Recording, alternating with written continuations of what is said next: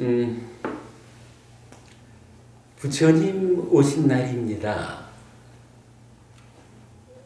그런가 하면 테라와다, 즉 남방 불교, 상자 불교 이 전통에서는 음력으로 4월 15일 날을 사실은 기준으로 합니다.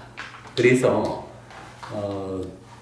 음력 4월 15일, 금년으로 치면 6월 1일이 되죠.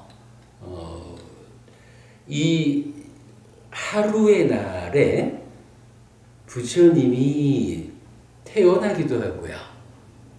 동일한 이날에 깨달음을 성취하기도 합니다. 그리고 동일한 이날에 돌아가기도 하셔요. 그래서 우리 한국 불교에서는 보통 부처님 오신 날 출가제일, 성도제일, 열반제일 이렇게 4대 명절을 삼지요. 그래서 각각 날이 달라요. 그런데 이 테라와다 전승에 의하면 출가한 날은 잘 제가 보지 못했고요. 다만 부처님께서 태어나신 날, 부처를 이루신 날, 그리고 돌아가신 이 세 날짜가 하루예요. 그리고 4월 8일이 아니고 4월 15일로 이렇게 전승되어 있습니다. 그래서 저는 오늘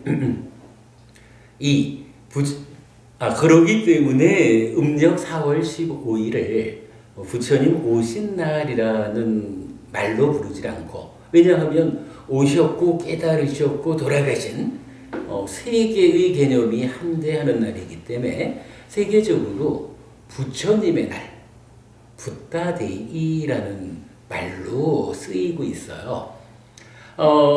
부처님의 날을 맞아서 제가 오늘 몇 가지 개성을 좀 소개해드리는 시간을 가지려고 합니다. 기본적으로 부처님께서는 이 땅에 오실 때, 태어나실 때도 개성을 읊으셔요. 그리고 깨달음을 성취했을 때도 요즘도 우리 주변에 도를 통했다 하는 분들 오도성을 하지 않습니까? 부처님께서도 부처가 되는, 즉 깨달음을 성취한 그때 오도성, 깨달음의 노래를 부르셔요. 그리고 돌아가실 때도 한 말씀을 하고 가셔요. 유언을 남기고 가시는 거예요. 요 세 가지 개성을 중심으로 좀 몇 가지를 포괄하는 이야기를 좀 해보려고 합니다. 우선 소개해드릴 개성은요, 서가모니 부처님에게만 적용되지 않고, 여러분 우리가 그간 공부해서 다 알지요. 부처님, 그러니까 서가모니 부처님 이전에 6명의 부처님이 먼저 계셨다. 그런데 왜 서가모니 부처님 앞에 6명의 부처님이 계셨다고 하느냐라고 하면, 사실은 서가모니 부처님을 포함한 7 부처님이 하나의 계보를 형성하고 있다, 이렇게 파악이 되는 거예요. 계보를 형성했다라고 하는 것은 우리 세간적인 표현으로 치면 한 집안이 된 거잖아요. 이런 동일한 계보가 형성되었다라는 것 때문에 서가모니 부처님을 포함한 이 7분을 과거 7불 이렇게 말하면서 불교 공부에서 부처님의 범주로 이 7분을 말하고 있거든요.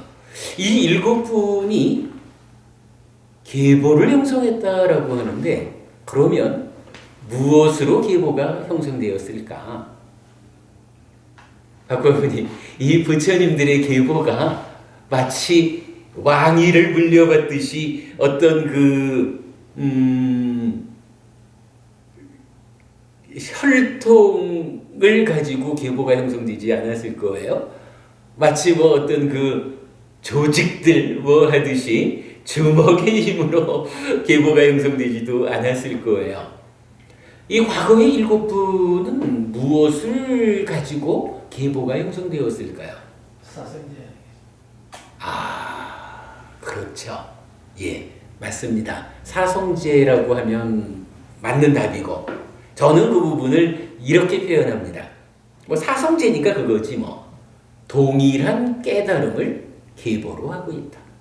동일한 깨달음을 이룬 분들인 거예요. 그러니까 서가모니 부처님이 딱 깨달음을 얻고 나서 보니까 이제 과거의 일들을 볼 수 있게 되니까, 야, 내 이전에 이미 6명의 부처님들이 지금 내가 깨달은 이것과 동일한 깨달음을 성취하셨었구나. 그것이 오랜 세월을 지나는 가운데 그 법이 전승되지 못하는 시기가 돼서, 전승되지 못하면 누군가 또 새로이 깨달아야 되잖아요. 뭐 이런 과정이 거쳐졌지 결국은 동일한 깨달음을 성취한 6분의 부처님이 앞에 계셨구나 라고 보신 거예요. 그래가지고 91급 전에 최초로 깨달으신 윗바시 부처님으로부터 이제 서가모니 부처님까지 7분의 부처님이 계시다, 그렇게 알려져요. 우리로 보면 서가모니 부처님도 2600년 전 과거잖아요. 과거에 7 부처님이 계셨다. 과거 7불 이렇게 말하죠. 참고로 사부니카야 안에는 이 과거 7불 말고 한 분의 부처님 이름이 더 나타나요. 회경법부님, 이 과거 7 부처님 말고, 과거 아니니까 미래가 되겠죠. 미래의 부처님 이름이 한 부처님이 나타나거든요. 혹시 누굴까요? 예, 멧대야 부처라고 해서 미륵 부처님이 바로 그분이에요.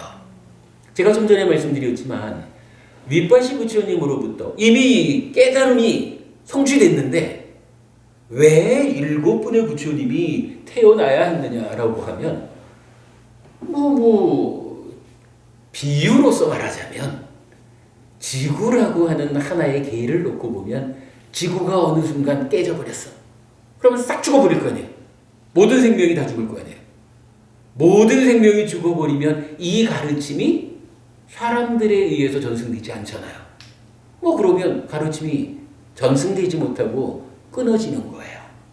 그런데 이후에 누군가가, 그러니까 또다시 생명이 태어나가지고 사유할 수 있게 되면 누군가는 또다시 참으로 산다는 것은, 존재한다는 것은 괴로움이구나 라고 괴로움을 주목하겠죠. 그리고는 어떻게 하면 내가 이 괴로움을 소멸할 수 있을까? 라고 해서 고와 고멸이라고 하는 두 가지 명제를 제시할 거고, 그리고는 수행의 과정을 통해 가지고 어떻게 하나요? 참으로 이 괴로움이라는 것이 본래 괴로움인 것이 아니고, 나의 삶이 괴로울 수밖에 없는 것이 아니고, 무언가 조건이 있어서, 무언가 원인이 있어서 일어나는 것이다. 이걸 볼 수 있겠죠. 물론 당연히 가래라고 하는 것이 바로 괴로움을 생겨나게 하는 고놈이요, 원인이요, 이렇게 말하죠. 그런가 하면 가래 때문에 괴로움이 생겨나는 줄 알게 되면 가래가 없어지면 괴로움이 생겨나지 않겠구나. 괴로움이 소멸은 행복한 삶은 있는가? 있다면 그러한 삶은 어떠한 삶인가? 라고 하니까 참으로 가래가 소멸해서 더 이상 괴로움을 일어나게 하지 못하는 그런 상태야말로 괴로움이 소멸한 삶이구나. 고멸이잖아요. 그런가 하면 이 고멸이라고 하는 거, 가래가 없으면 고멸이야. 이랬다고 해서 와지는 건 아니죠. 이제 구체적으로 어떻게 하면 이 가래를 제거하고 가래 때문에 생겨나는 괴로움을 소멸시킬 수 있을까? 이런 방법이 제시되어야 되겠죠. 그리고 그러한 방법을 직접 닦아가지고 그 길을 직접 걸어가가지고 가래를 소멸함으로써 괴로움이 소멸된 그러한 삶을 실현해야 되겠죠. 요럴 때 괴로움의 소멸로 이끄는 길걸음. 요렇게 길이 제시되죠. 요거 이야기하면 뭔가요? 바로 고집멸도. 지금 박보부님 말씀하신 사성지죠. 그런 거예요. 서가모니 부처님께서 고와 고멸이라는 명제 가운데 그 원인과 소멸로 이끄는 길걸음이라고 하는 요런 사성제라는 진리를 깨달아서 부처가 된 거죠. 그리고는 그 지혜의 눈으로 보니 앞에 6명의 선배 부처님이 계셨다. 뭐 이래서 과거칠불이 형성되는 거예요. 그리고 마찬가지 서가모니 부처님의 이 가르침도 우리처럼 어떻게든 이 가르침을 전승합시다 라고 애쓰는 사람들이 존재하는 동안에는 가르침이 전승되는 거예요. 그런데 어떤 일이 생겨서 그야말로 모든 생명이 다 목숨을 부지할 수 없는 상황이 생긴다거나 뭐 이래가지고 이 가르침이 전승되지 못하는 일도 생길 수 있는 거예요. 어차피 조건관계라는 게 그런 거잖아요. 그렇게 되면 이제 바로 고집멸도사성제라는 이 진리가 전승되지 못하게 되는 거죠. 그러다가 또 그 후에 다시 인간들이 생겨나고 뭐 진화를 하든 어쨌든 아니면 광음천에 가 있던 존재들이 다시 찾아오든 뭐 이래 해서 또다시 누군가가 참으로 삶이란 이렇게 괴로운 것이다. 불만족스러운 것이다. 어찌하면 이러한 불만족에서 벗어날 수 있을까? 라고 그 길을 찾아 나서서 서가모니 부처님께서 깨달은 것과 동일한 사성제를 깨닫는 사람이 생기겠죠. 이건 뭐 그게 누군데 이 문제가 아닌 거예요.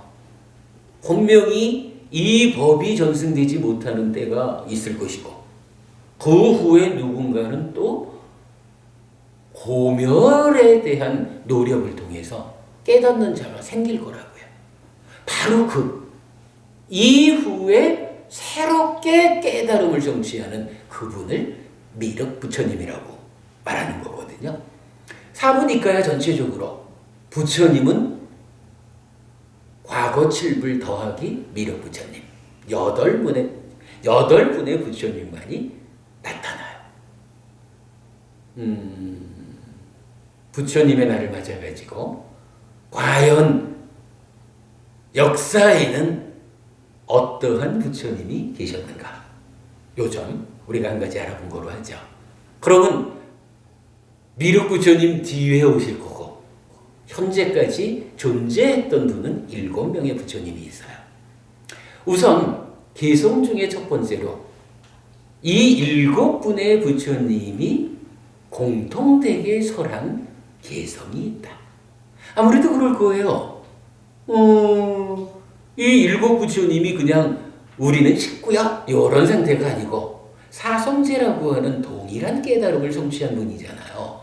깨달음이 동일하면 이분들이 가르치는 내용도 동일해져요. 그러겠죠. 그래서 7명의 부처님이 공통되게 설한 개성이 나와요. 뭐 개성 이렇게도 봐야 되고 또 좀 다르게는 이게 사실은 계율이에요. 요렇게 살아야 한다라는 그 계율인데 자 나눠드린 교재가 있습니다. 6페이지짜리 교재 드렸는데요. 제일 첫 장 보겠습니다.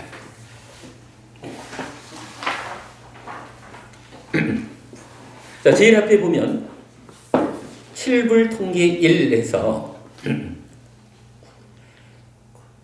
한티 빠라망 따포 띠띠까 니빠낭 빠라낭 와단티 붓다 나이 빠빠지또 빠루빠가띠 나사마노 호띠 빠랑 위해타얀또 참고 견디는 데는 인욕이 으뜸이며 모든 부처님의 말씀에서 니빠나 열반이 으뜸이다.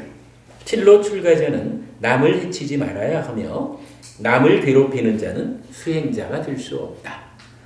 첫 번째 부처님 가르침은요, 살다 보면 다양한 어려움을 만나기 마련이다. 그 어려움을 극복해가는 첫 번째 방법은 참는 것이다. 참아내는 것이다. 요렇게 시작하는 거예요, 부처님 가르침이.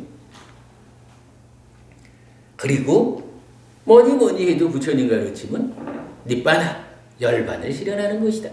일체의 괴로움이 소멸한 괴로움 제로 행복 100의 삶을 실현하는 것이다. 니빠나죠. 그러한 길을 가고자 하는 출가자는 기본적으로 남을 해치지 않아야 한다. 남을 괴롭히는 자가 내가 이런 삶을 지향한다라고 하면서 어찌 남귀한 줄 모르고 남을 해치냐 이렇게 말하는 거죠.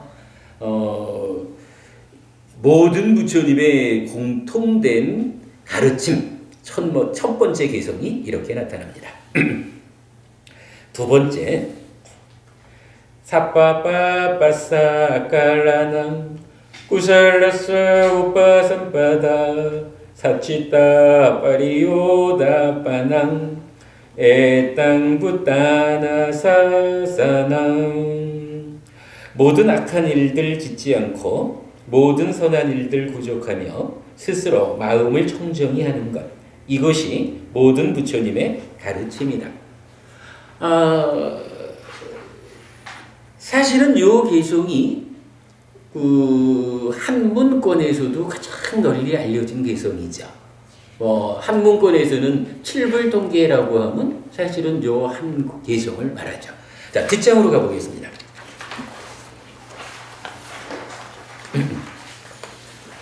한문으로는 이렇게 말합니다. 제악막작 중선봉행 자정기의 시제불교. 제악, 일체의 악함을 행하지 마십시오. 중선봉행, 모든 착함을 받들어 행하십시오.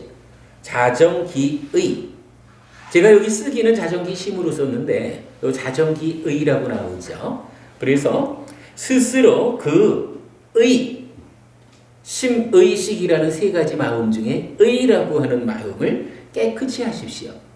시제불교, 이것이 모든 부처님의 가르침입니다. 이렇게 나와요. 근데 사실은 이게 자정기의라고 번역하는 것이 사실은 옳지 않아요. 앞에 제가 원어를 읽어드렸지만 사찌따 빠리오다 빠낭 해서 찌따라는 마음을 스스로 깨끗이 해라 라고. 찌따라고 하는 마음이 한자로는 마음심자잖아요. 그래서 자정기심, 스스로 그 마음을 깨끗이 하라 라고 하는 게 바른 번역이에요. 우리가 이전에 좀 공부를 해서 아는 거지만 이 업이라는 거, 신구의 삼업이 있죠. 그러면 이 세 가지 업이 그냥 행위하는 것일까, 원인이랄까, 조건이랄까 하는 것이 있는 것일까? 우리 요 얘기 기억하시죠?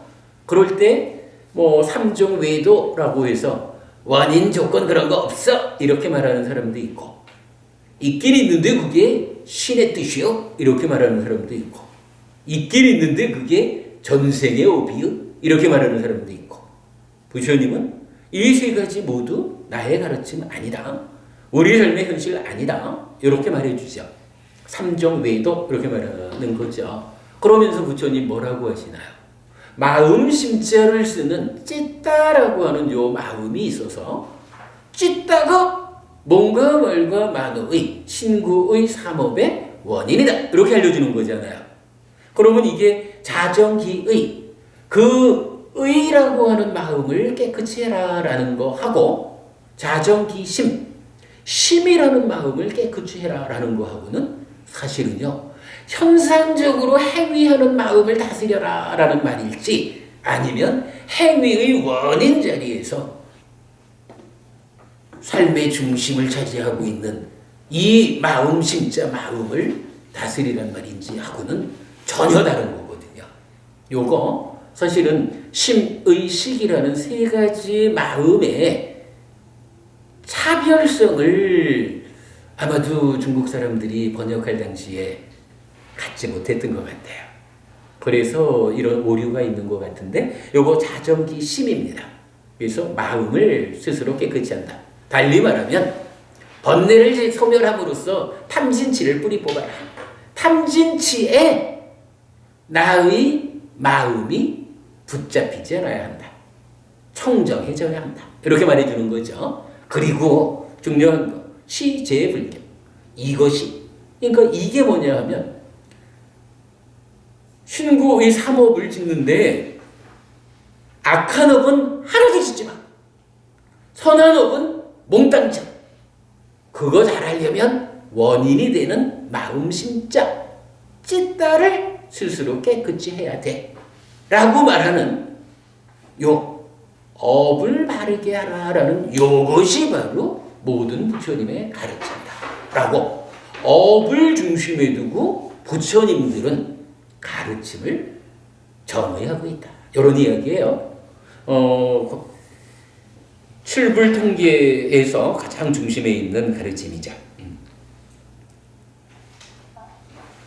아누빠와도 아누빠가또 빠띠모케자 상화로 맞단유따자 바따스미 빤딴자 사야나사난 아디지떼자 요고 에땅부따나사사난 비난하지 않고 해치지 않으며 계율을 수지하고 감각기관을 지키며 식사의 적당량을 알아서 조용한 곳에 거주하며 더 높은 마음을 향해 불굴의 노력을 하는 것, 이것이 모든 부처님의 가르침이다 라고 이어져 나옵니다. 자, 여러분 요거 서가모니 부처님 뿐만 아니라 동일한 깨달음으로 계보를 함께하는 7명의 부처님이 공통적으로 설하는 불교를 대표하는 가르침이다. 이렇게 아셔야 되겠죠. 자, 부타의 데이, 그러니까 부타의 날, 부처님 오신 날을 맞아서 서가모니 부처님뿐만 아니라 모든 부처님의 공통됨 이어서 불교의 중심이 되는 칠불통계를 먼저 알아보았습니다. 중요한 가르침입니다. 꼭 기억하시고요. 자, 그 다음에 이제 다음 장으로 넘어가겠습니다. 3페이지입니다. 이제 과거 7불 중에 이제 우리 스승이신 서가모니 부처님께서 탄생을 합니다. 부처님께서 탄생할 때도 개성이 있어요.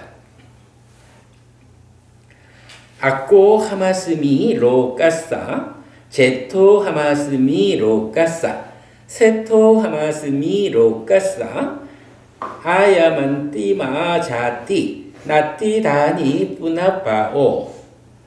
맞지만일까요? 123번 경이 아주 놀랍고 예전에 없었던 것의 경입니다. 이 경에서 부처님 탄생계가 나와요. 나는 세상에서 선두의 선자, 선구자이고 연장자, 어른이고 으뜸인 자이다. 이것이 마지막 태어남이고 이제 다시 존재하게 되지 않는다. 이렇게 말해요. 거는법부님, 여기서 부처님이 왜 당신들 세상에서 선두의 선자라고 말하셨을까요? 아니면 어디로 가는 길이길래 그 길의 선두라는 것은 어쨌든 하나의 이 일련의 사람들이 있으면 그 앞에 있는 사람이잖아요. 어딘가를 향해서 가는 사람들이겠죠. 선두에 섰대 부처님 당신이. 어디로 가는 길에 그 사람들이 선두에 선 걸까? 해탈 열반의 길로. 그죠? 바로 그거죠. 여기서 부처님이 태어나면서 나는 세상의 선두에 선 자요 이랬는데 나는 이 세상에서 제일 부자고 제일 잘생겼어 이 얘기하는 건 아니겠죠. 부처님 이전에는 많은 사람들이 사실은 그 길을 가고자 했어요. 그런데요, 우리가 팔정도라고 하는 하나의 길이 부처님이 제시하는 고멸로 가는 그 길, 중도 이래가지고 중도라고 하는 그 길 걸음이 아무데로나 가는 걸음이 아니고 팔정도라고 하는 정해진 하나의 길을 가는 걸음이다 이렇게 알고 있잖아요. 많은 사람들이 건원법부님 말씀하시듯이 해탈에서 열반을 실현하고자 출발들을 한 거예요. 그런데요, 그 길이 어떤 길이냐 하면 저쪽으로도 가고 저쪽으로도 가고 여기저기로 향해 가고 있는 거예요. 그런데 그 길들이 부처님 이전에는 단 한 사람도 실질적으로 해탈 열반을 향해서 방향을 잡지 못했던 거죠. 왜요? 무상구 무아라고 하는 이 조건 관계를 연기라는 무아라는 이러한 존재의 실상을 아무도 보아내지 못했잖아요. 많은 사람들이 가고자 했지만 정작 해탈 열반이 실현되는 그리로 가는 길은 부처님으로부터 출발하는 거예요. 부처님으로부터 생겨나는 거예요. 그러니까 아무리 많은 길이 있으면 뭐해? 그 길은 상관이 없는 거예요. 이제 해탈 열반으로 가자. 내 삶을 향상하자. 갈수록 괴로움은 줄어들고 행복은 늘어나는 그런 삶으로 가자라고 할 때 이제 부처님이 태어나서 당신께서 그 길을 찾아내고 그 길에 앞장을 서서 이끌어 가는 거예요. 그 개념이죠. 그러니까 부처님, 나는 세상에서 선두의 선자다. 선구자다. 이렇게 말할 수가 있는 거죠. 그러니까 세상에 먼저 태어난 나이 이게 아니고 그 길로 나아가는 그 무리들 가운데서 누가 가장 먼저 그 길로 출발했느냐? 가장 먼저 그 길로 나아간 사람이 그 길에 들어선 무리 중에는 가장 어른이고 연장자죠. 그렇게 말하는 거죠. 당연히 그 가운데 으뜸이죠. 부처님 탄생계가 이렇게 나타나요. 그러면서 이제 건원법부님 말씀하신 해탈 열반이라고 하는 그 내용을 이제 이 개성은 뭐라고 말해요? 이것이 마지막 태어남이고 이제 다시 존재하게 되지 않는다. 다시는 태어나지 않는다는 거예요. 이거 우리 쉬운 말로 윤회하지 않는다는 거잖아. 윤회하지 않으려면 어떻게 해야 되죠? 일체의 본래를 소멸하고 무명이 버려지고 명이 일어나고 유위가 버려지고 무위가 탐진치가 소멸한 거죠. 이러한 깨달음이 성취되어야 그러한 삶이 실현되어야 이제 죽으면 다시 태어나지 않게 되는 거죠. 해탈열반이라는 거라고요. 이거 마지막 태어남, 다시는 태어나지 않는다라는 요거하고가 사실은 같은 말인 거예요. 이거 알아야 돼요. 사람들에 따라서는 윤회 이야기하면 고리타분해 뭔 윤회 하고 윤회라는 것을 굉장히 낮은 어떤 것으로 폄하하는 사람들이 있어요. 근데 안 그래요. 사실은 부처님께서 깨달아 알려주고 방향 잡아주는 그 길이 어떤 길이냐 하면 윤회에서 벗어나는 길이에요. 왜 윤회에서 벗어나느냐라고 하면 윤회라는 게 뭐예요? 욕계, 색계, 무색계라고 하는 중생들이 살아가는 과정이잖아요. 깨달음을 통해서 중생으로부터 벗어나지 않는 한, 그죠? 중생의 영역에서 해방되지 않는 한 윤회의 과정을 벗어나지 못하는 거예요. 그래서 윤회한다는, 오치온으로 살아야 한다는, 그 때문에 일체의 불만족을 겪어야 한다는 이것에서 벗어나는 것, 윤회하지 않게 되는 것, 이것이 깨달음이고, 그 깨달음을 실현하기 위해서 우리는 팔정도, 즉 사념초, 사마타, 위파사나라는 수행을 통해 가지고 무엇을 해요? 번뇌를 소멸하지요. 무명을 버리고 명을 일으키지요. 탐진치를 뿌리 뽑아서 더 이상 오염되지 않지요. 즉 유위의 삶에서 무위의 삶으로 옮겨 앉는 거죠. 이런 것을 깨달음이다 라고 말하는 거잖아요. 요 개념 우리가 잘 연결해서 이해해야 됩니다. 부처님께서도 이것이 마지막 태어남이다. 이제 금생에 내가 이러한 깨달음을 완성해서 다시는 욕계, 색계, 무색계의 중생으로서 윤회하는 삶을 되풀이하지 않겠다. 이렇게 알려주시는 거예요. 해탈열반, 그 길로 가는 길, 거기로 가는 길, 이것의 의미가 사실은 윤회를 끝내는 것이다 라는 거 잘 이해하자고요. 근데 이게 이제 한문권에서는 좀 다르게 부처님 탄생계가 나타나죠. 천상천하 유아독전 삼계계고 아당안지라고 해서 하늘 위 하늘 아래 온 세상에서 오직 내가 홀로 귀하다. 삼계계고, 욕계, 색계, 무색계라고 하는 삼계의 모든 괴로움을 아당안지, 마땅히 내가 편안케 하리라. 이렇게 말하죠. 어찌 보면 연결된 개념이라고 볼 수도 있고, 그러나 문자적으로 좀 차이를 보여주고 있죠. 부처님 탄생계 이렇게 소개하겠습니다. 그런가 하면 부처님의 날에는 속하지 않지만 그래도 그 과정에 중요한 하나의 사건이 출가죠. 부처님 출가와 관련해서도 두 가지의 말씀이 나타나요. 한번 볼까요? 부처님 출가 개성 1번. 제가의 삶이란 번잡하고 때가 낀 길이지만 출가의 삶은 열린 허공과 같다. 제가에 살면서 더할 나위 없이 완벽하고 지극히 청정한 소라고동처럼 빛나는 범행을 실천하기란 쉽지 않다. 그러니 나는 이제 머리와 수염을 깎고 물들인 옷을 입고 집을 떠나 출가하리라. 부처님 출가하는 이유가 딱 한 가지인 거예요. 제가에서 산다는 것은 참 번잡하고 때가 많아. 그러나 출가는 열린 허공과 같아.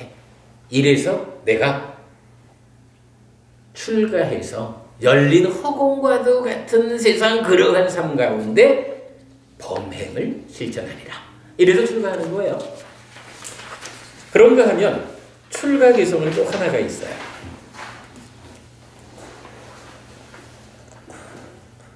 나는 태어남과 늙음과 죽음과 슬픔 비탄 고통곤의 절망에 짓눌렸다. 괴로움에 압도되었다. 이제 참으로 이 전체 괴로움의 무더기의 끝을 꿰뚫어 알아야겠다. 더 설명 안 하고 넘어가도 되겠죠? 왜 출가하는지. 자, 그 다음에 이제 또 중요한 개성이 나타납니다. 부처님이 된 이유는 사실은 마야 부인 뱃속에 들어오셔서 마야 부인을 어머니로 태어났기 때문에 부처님인 건 아니에요. 부처님인 이유는 어쨌든 당신께서 깨달음을 얻었기 때문에 그것 때문에 부처가 된 거예요. 부처로서 우리들의 스승이 되신 거거든요. 부처님의 삶 가운데 가장 커다란 사건은 뭐니 해도 깨달음이죠. 깨달음을 얻고 나서 부처님 오도성 이렇게 나와요.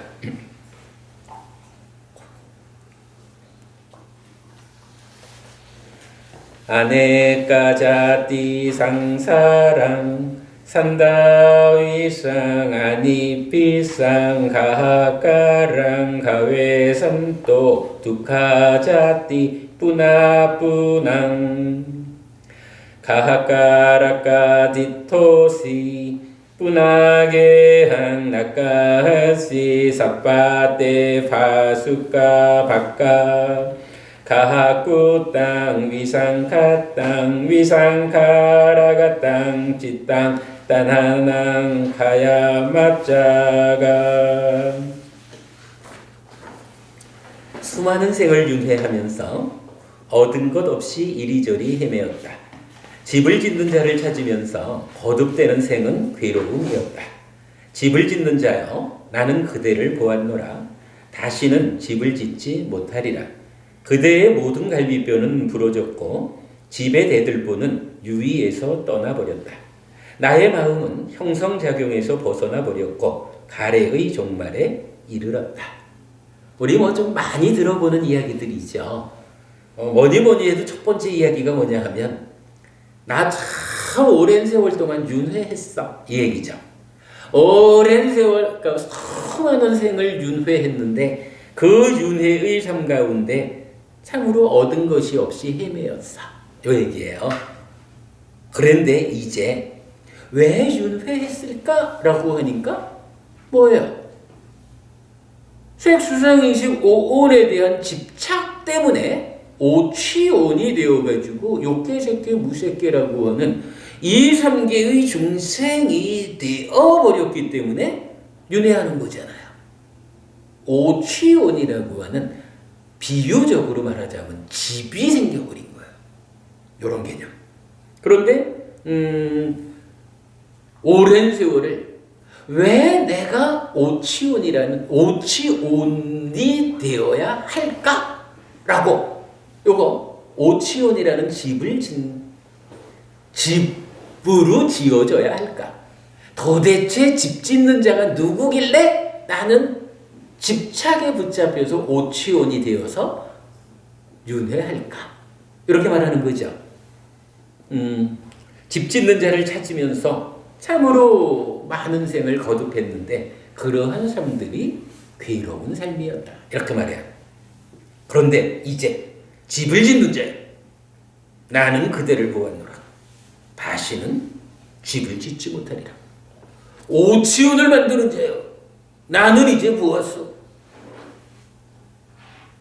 무엇이 어떠한 조건들에 의해서 내가 오취온이 되어서 욕계색계 무색계의 중생으로 윤회하면서 살아야 했는지 나는 이제 보았어. 보았기 때문에 이제 집 짓는 자 그대가 정체가 드러났기 때문에 이제 더 이상 집을 짓지 못할 것이야. 더 이상 나를 오취온으로의 삶을 반복하게 하지 못할 것이야. 이렇게 말하는 거예요. 집 짓는 자요 나는 그들을 보았노라. 다시는 집을 짓지 못하리라. 이제 약간 발각된 거야. 드러났어. 요 개념 중요한 거죠. 우리가 본다라는 말을 그렇게 쓰는 거죠. 드러나 버리면 꼼짝 못하는 거지 뭐. 숨어 있을 때나 지 맘대로 나를 가지고 좌지우지하죠. 그대의 모든 갈비뼈는 부러졌고 집의 대들보는 유위에서 떠나버렸다. 여기에서 이제 유위라고 해서 우리가 자주 쓰는 단어가 나오죠. 그리고 나의 마음 심자 찢다는 형성작용에서 벗어났고 가래는 종말했다. 요거 뭐 그냥 정리한 대로 한번 읽어볼게요. 오도성의 의미 12연기의 발생 측면의 관찰을 통해서 집 짓는 자를 보고 소멸 측면의 관찰을 통해 다시는 집을 짓지 못하게 하였다. 자, 12연기를 우리가 이렇게 말하는 거죠. 12연기 가래를 중심에 두고 가래를 전후한 괴로움의 발생 과정을 설명하면 12연기죠. 그리고 요거를 소멸의 측면에서 말하면 가래를 중심에 두고 그 전후 관계에서 어떻게 소멸해 가면 괴로움이 소멸하는지 요거 관찰하는 것이 또한 12연기의 소멸 측면 이래 되죠. 12용기를 분명하게 보아내니까 가래, 네가 집을 짓고 있구나 라고 보았다는 거예요. 어떻게 하면 네가 집을 못 짓게 되는지 내가 알아. 그러므로 너는 이제 더 이상 집을 짓지 못할 거야. 이렇게 말해주는 거죠. 팔정도, 달리 말하면 사념처 수행으로 바른 삼매에 들고 바른 삼매를 닦고 많이 행할 때 여실지견, 존재의 실상을 보게 되고 그러면 사마타 윗바사나 하는 거죠. 요런 팔정도를 닦아서 번뇌를 소멸하니 무명은 버려지고 명이 일어남으로써 유위는 소멸하고 무위를 실현하였다. 좀 반복해서 말하고 있는 거죠. 마음은 더 이상 유위에 묶여, 달리 말하면 탐진치에 묶여가지고 가래를 형성하지 않는다. 우리가 중심에 두는 개념이 그거죠. 가래가 뭔가요? 갈망하는 이 측면보다는 마음이 바로 번뇌 때문에 생기는, 무명 때문에 생기는 요 탐진치 요것에 붙잡혀가지고 오염된 상태로 오염된 행위를 하는 요거 가래라고 부르는 거죠. 가래 한마디로 마음이 오염된 거 요거예요. 그렇기 때문에 이제 팔정도를 닦아서 번뇌를 소멸하고 무명이 버려지고 명이 일어나고 유위가 소멸하고 무위가 실현되고 이래 되면 어때요? 더 이상 마음을 붙잡아가지고 오염시킬 수 있는 오염원들이 다 없어져 버린 거예요. 그러니까 더 이상 가래를 만들지 않아. 가래를 만드는 형성작용에서 나의 마음이 벗어났어. 요것이 바로 집 짓는 자, 괴로움의 원인인 가래의 끝이 이렇게 말하는 거예요. 부처님 오도성, 여러분 뭐니 해도 불교 안에서 가장 중요한 개성이 부처님의 깨달음의 개성이겠죠. 바로 지금 이 개성이거든요. 오도성. 부처님 분명히 알려주시는 거예요. 참으로 왜 오취온이 되어서 이 고달픈 삶을 반복해야 하는지 참으로 그걸 몰라서 오랜 세월 윤회해왔다. 그러나 이제 보았어. 12연기를 완전하게 보아내니까 참으로 마음이 오염되어서 가래가 되어 있는 요 가래가 괴로움을 만드는구나. 요 가래 때문에 내가 오취온이 되어서 중생의 삶을 반복하고 있구나 라고 보아내었어. 집 짓는 자를 보았어. 들킨 자 더 이상 집을 짓지 못해. 더 이상 가래를 만들지 않아. 가래를 끝장냈어. 그것으로 인해서 나는 깨달았기 때문에 그간 오랜 세월 반복해온 윤회의 삶에서 벗어났어. 오도승의 이야기 이렇게 말해지죠. 개성 이렇게 보면 정확한 해석이죠. 가장 중요한 개성 이렇게 우리가 보아야 합니다. 자, 그리고 나면 이제 부처님의 삶의 과정에서 태어나고 출가하고 깨닫고 나면 마지막 또 하나의 사건은 돌아가시는 일이죠. 사실은요, 요 돌아가시는 이 개성, 돌아가시는 이야기 전에 그러니까 알아봐야 되는 것이 있어요.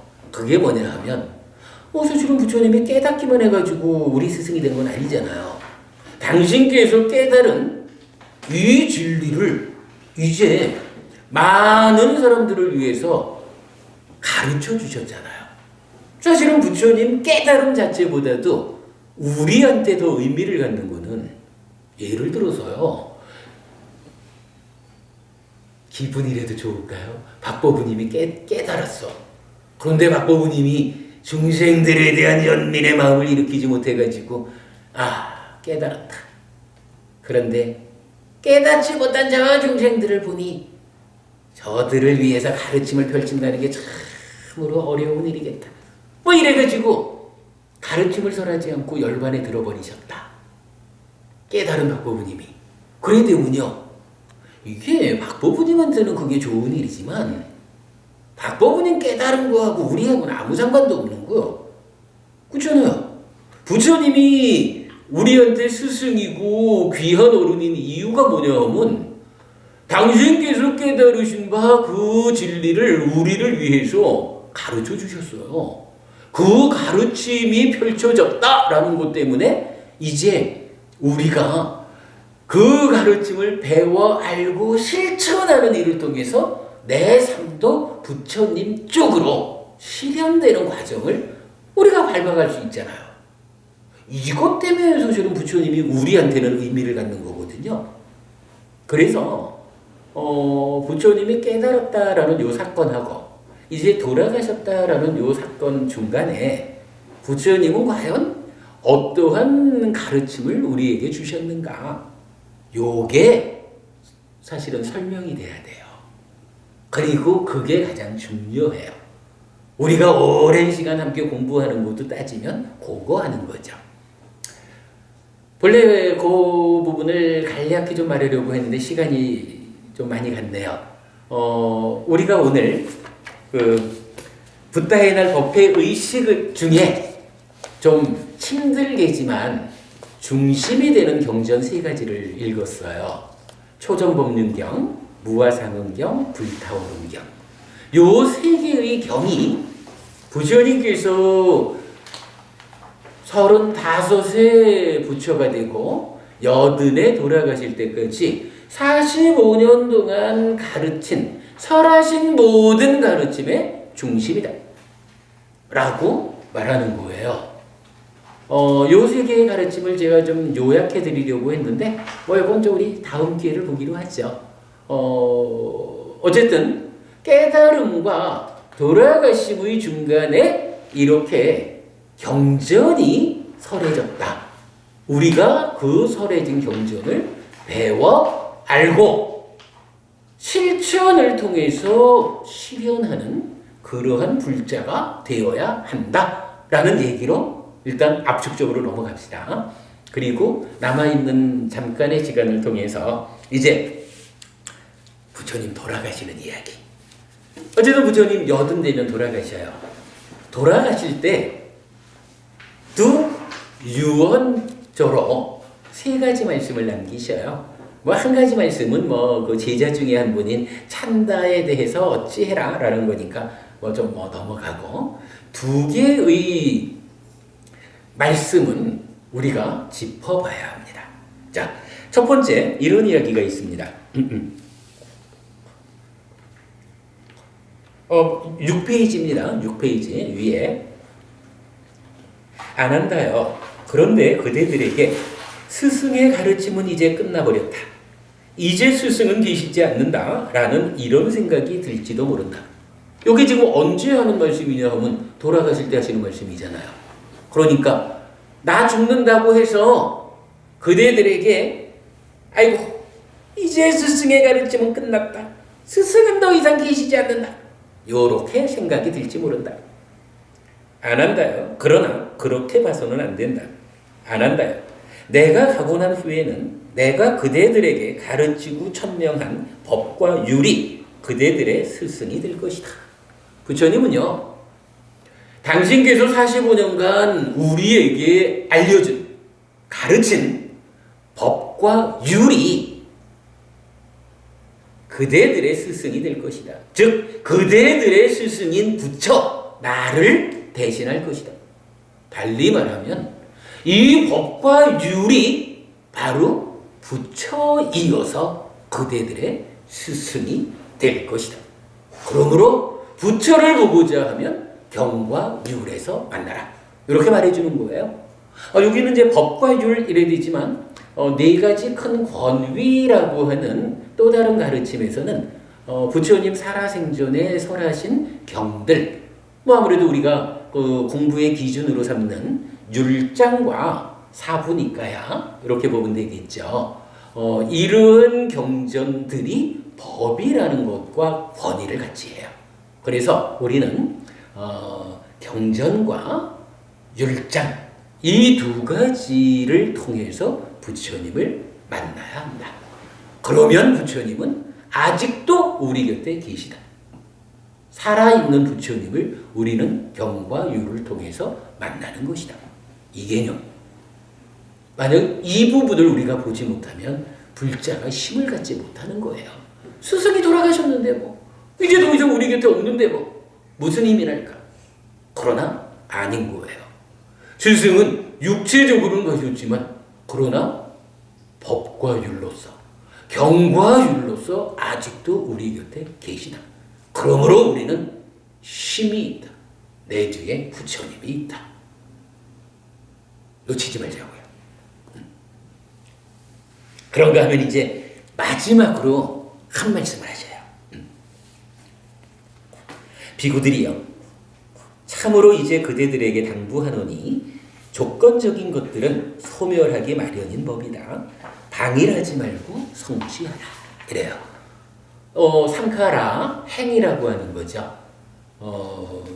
무아인 것, 즉 생겨난 것인데 아직까지 조건을 벗어나지 못한, 열반을 성취하지 못한, 열반을 제외한 것들이 행, 상카라죠.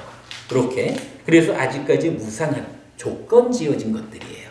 이 조건 지어진 것들은 어떻게 생겨난 것이든 어떤 형태로 생겨난 것이든 결국은 소멸하는 것이다. 그러니 그대들은 방일하지 말고 성취해야 한다. 방일하지 말고 게으르지 말고 성취하라 이러셨거든요. 게으르지 말란 말은 알겠는데 성취하라. 무엇을 성취하라는 걸까요? 저는 이렇게 생각해요. 부처님이요. 태어나실 때부터도 이제 나는 이 윤회하는 삶을 끝장낼 거야. 깨달음을 성취하고도 출가할 때도 그렇고 깨달음을 성취하고도 나는 이제 이 윤회하는 삶의 과정을 털어냈어. 더 이상 윤회의 원인이 되는 집 짓는 자 가래. 나는 너를 보았어. 이제 너는 더 집을 못 져. 모든 가르침의 중심이 깨달음을 성취해서 윤회에서 벗어나는 데 있거든요. 성취하라. 무엇을 성취할까? 바로 그거예요. 자, 이렇게 적어봤습니다. 무엇을 성취해야 하는 것일까? 목적한 바를 성취해야 하는 것입니다. 오실 때 탄생계와 깨달으셨을 때 오도승에서 밝히신 바의 목적점, 즉 윤회에서의 벗어남, 존재의 소멸, 해탈, 열반의 실현을 성취하라 하는 것을 당부하셨다. 이렇게 보아야 하겠습니다. 자, 부처님의 날입니다. 부처님의 날을 기념해서 우리 오늘 모든 부처님이 공통되게 졸하신 칠불통계의 의미를 돌아봤고요. 또한 우리 스승이신 서가모니 부처님이 어떻게 오셔서 어떻게 출가하고 어떻게 깨닫고 어떻게 돌아가셨는지 그 과정을 통해서 불교의 중심을 되짚어 보았다. 예, 오늘 공부 이렇게 할까요? 중요한 공부죠? 어려웠나요? 그냥 충분히 공부할 만한 이야기죠? 네, 이렇게 마치겠습니다.